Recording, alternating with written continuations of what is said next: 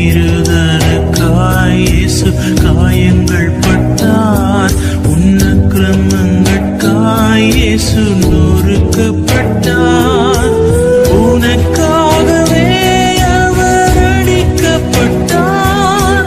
உன்னை உயர்த்த தன்னை தாழ்த்தினார். உன்னை உயர்த்த தன்னை தாழ்த்தினார். இயேசு கிறிஸ்துவே